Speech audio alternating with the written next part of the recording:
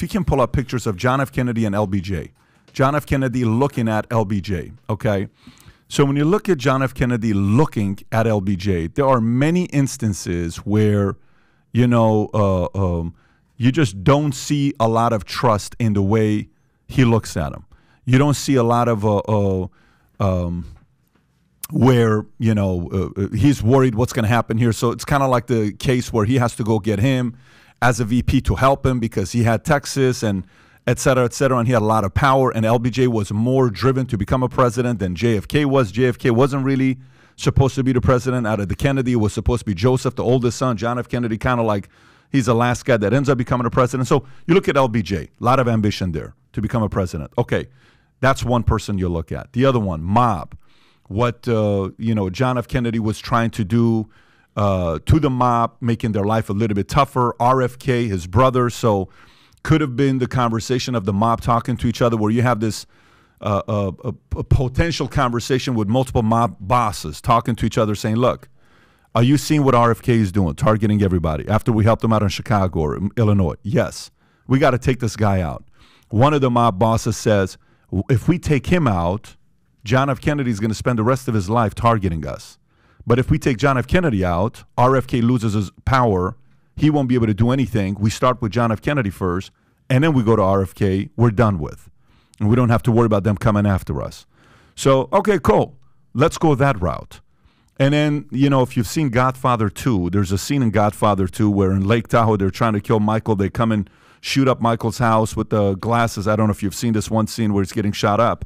And then right afterwards, you see them in a creek. There, a couple other guys come and shoot them, and they're dead. And the shooters are, you know, dead at this point. Nobody can find out who paid them to come and try to kill Michael. If a mobster is trying to kill somebody, they hire somebody to kill the person, and then they hire somebody to kill the killers who are going to kill the person. So you can sit here and speculate and look at all this stuff to see what the motive is. Who benefited the most from John F. Kennedy being assassinated? I don't know if you're aware of this. After the 26 volumes of the Warren Commission were published, which was in November of 1964, 3 months later, Johnson sent the first combat troops to Vietnam. That's a line that Kennedy was never going to cross. Right. And that's very clear to any historian who studies this case. Yeah.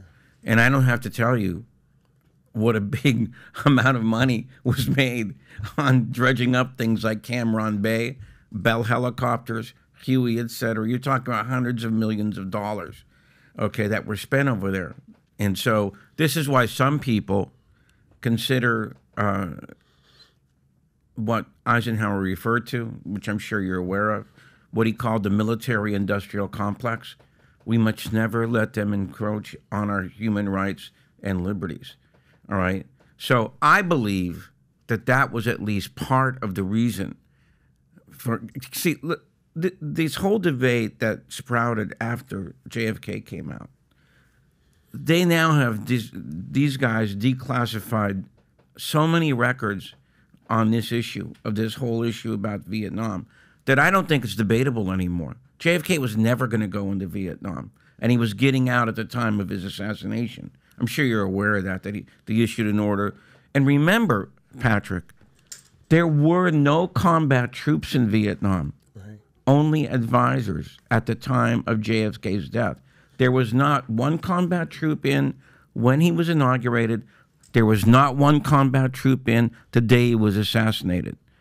LBJ changes all of that within a matter of weeks. Some say it's actually days.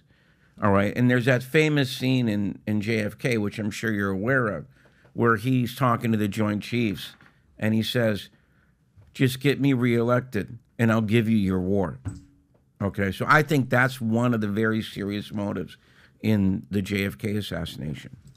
I'll just piggyback. I agree with that. I'll piggyback as well and talk about, you mentioned RFK. I mean, you know, it's no secret, you know, that you know, you probably heard of Evelyn Wood, and she was on a record on a documentary talking about LBJ and the discussion between Bobby Kennedy and JFK, and getting LBJ on the ticket, to put him on the ticket with him. for VP, and what a heated conversation. And you talked about the lack of trust, and that was clear from the beginning. But I think Jim just is exactly right. There was tension for different goals of the two people, for sure, between the two, JFK and LBJ. And you also, Jim mentioned Curtis LeMay, the Joint Chiefs. There's a very famous movie made about, it's called 7 Days in May. It's an old black and white film about, alleged coup, and we think about the level of power struggle that we're talking about here. And of course, as I mentioned before, both Bobby Kennedy, being so insistent and working very diligently to fight organized crime. Organized crime was a dirty word back then. It was allegedly non-existent, and there were a lot of people that didn't like. So my point is there were several people. I do think the push to try to do Vietnam was a huge thing.